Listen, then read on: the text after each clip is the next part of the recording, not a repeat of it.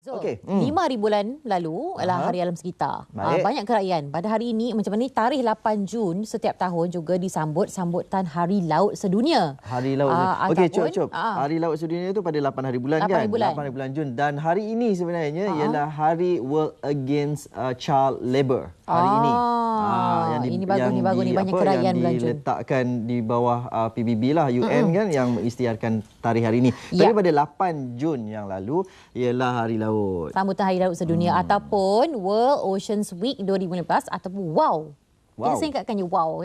Dan kita terus bersama dengan tetamu kita, mana Universiti Malaysia Terengganu UMT akan mengadakan sambutan ini yang diadakan bersama dengan sambutan Hari Laut Sedunia yang akan disambut pada 8 Jun setiap tahun. Jadi kita terus bersama dengan Profesor Dr. Wan Izzatul Asmawan Talaat, merupakan Timbalan Pengarah Institut Oceanografi dan Sekitaran UMT. Dan juga di ujung sana kita bersama dengan Dr. Muhammad Fazil Muhammad Akhir, merupakan Ketua Makmal Oceanografi, Fizikal dan Geologi UMT. Okay. Assalamualaikum, selamat pagi. Tadi apa? Institut Oceanografi dan Sekitaran UMT. Sebab ingatkan sekitaran UMT je, rupanya sekitaran. Sekitaran UMT. Ikutlah dia kaji kat sekitaran UMT aja. Payah ni. Okey, baik. Ini memang besar bidangnya kan?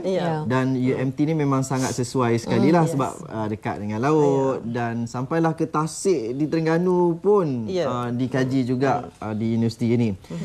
Baik, ini apa keadaannya? Macam kita ni memang negara yang dikelilingi oleh laut lah, sebab kita ni di Semenanjung kan. Bagaimana agaknya penjagaan laut kita? Bagaimana agaknya keadaan persekitaran laut kita? Kalau boleh kita kongsikan sedikit. So Malaysia ni kedudukannya agak unik because di Malaysia ni kita bukan kita tak mempunyai laut yang kita miliki 100%. So kita berkongsi laut. Contohnya kita ada Laut Cina Selatan yang kita berkongsi dengan 9 buah negara lain. Kita panggil littoral states. Manakala di Selat Melaka kita berkongsi dengan Indonesia dan juga Singapura dan juga Thailand dekat Bay of Bengal. So jadi penjagaan keadaan sekitaran marin ini sebenarnya bergantung juga antara kerjasama di antara negara-negara littoral ni. Jadi kita tak boleh nak katakan pencemaran marin yang berlaku di Malaysia ini semata-mata berpunca dari Malaysia. So keadaannya agak unik lah, di mana kita memerlukan bukan saja penjagaan itu dijalankan di pihak Malaysia sahaja, tetapi kita perlukan lebih kepada hubungan bilateral ataupun multilateral dengan negara-negara lain. Jadi itu mungkin yang diterapkan dalam sambutan pada kali ini yang dianjurkan oleh UMT sendiri. Sebenarnya sambutan ni dia kali ini sebenarnya sambutan yang kita adakan World Ocean Week ini daripada 8 hingga 12 ni sebenarnya adalah soft launching kepada sambutan secara besar-besaran sehingga Disember 2015. Sebenarnya program untuk membawa kepada kesedaran marin ini ada agak besar because kesedaran ni bermula daripada kanak-kanak sekolah sehinggalah ke peringkat dewasa.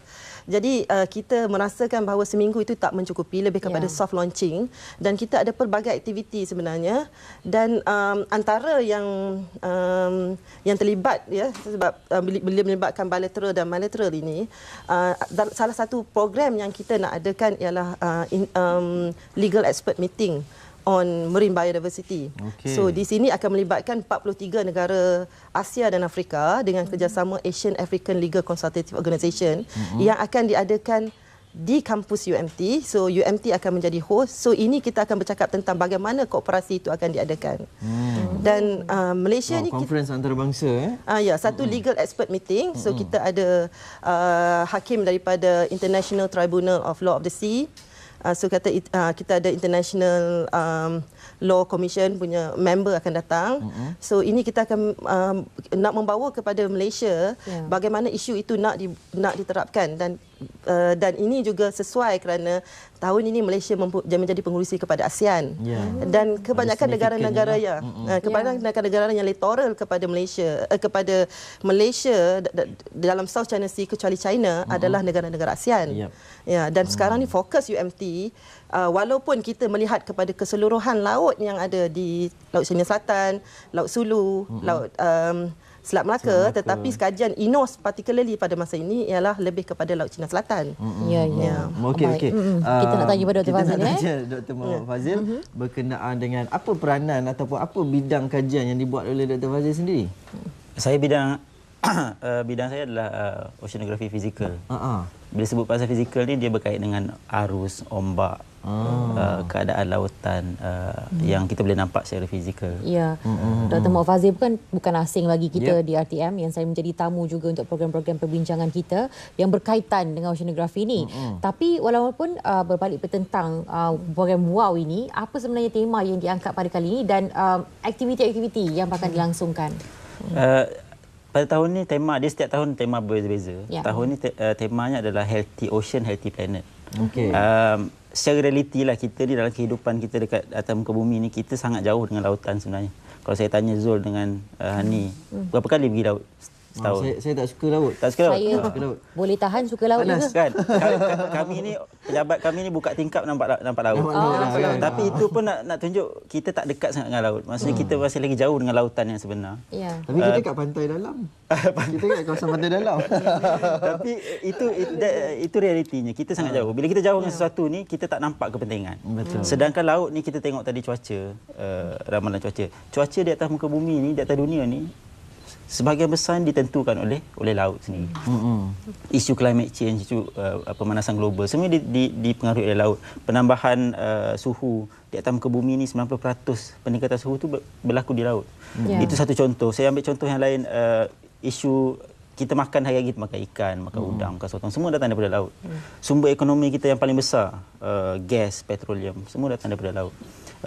Dan paling isu yang perlu kita sedar juga, yang kita tak perasan, adalah pencemaran lautan yang berlaku dalam keadaan yang sangat kritikal. Mungkin kita terkejut kalau saya kata penemuan saintis terkini, mereka katakan ada tumpukan sampah sarap di tengah-tengah lautan Pasifik, Indian Ocean, Atlantic, yang saiznya barangkali lebih besar daripada 20 kali saiz Malaysia. So kita boleh imagine sampah sarap di atas di tengah laut. Sangat jauh daripada kita. Jadi pulau dah Itu isu yang kita cuba bawa lah, kesedaran yang kita nak cuba berikan kepada World Ocean Week ni.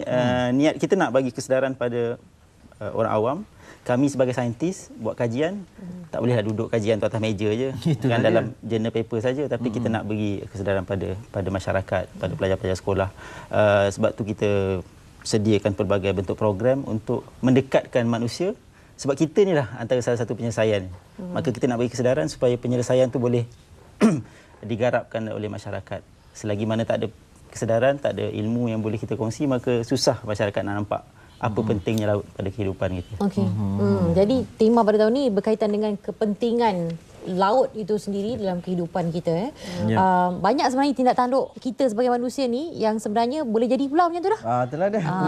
Pulau sampah di tengah-tengah laut. Baik, dalam program yang seminggu ini, apa yang sudah disusun atur, dan kalau kita nak cerita education ataupun advokasi hingga ke sepanjang tahun ni memang banyaklah, tapi dalam tempoh seminggu ni apa yang berlaku?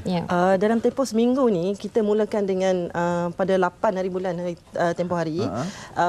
MIMA sebenarnya, Maritime Institute of Malaysia dengan kerjasama French Embassy telah menganjurkan satu simposium on transnational cooperation yang tentang isu yang sebut tadi. Tentang bagaimana to protect our marine environment. Dan pada 9 hari bulan di UMT sendiri, kita secara besar-besaran telah mengadakan beach clean up dengan kerjasama Majlis Bandaraya Kuala Terengganu. So sebenarnya marine debris ni, sampah-sampah yang datang tu, kita tak tahu asalnya daripada mana, kan? Jadi sebab itu yang di tengah-tengah lautan Pasifik yang tak ada orang pun boleh terbentuk. Dan mungkin sampah itu mungkin berpunca daripada dapur kita sendiri. So kita tak pastikan.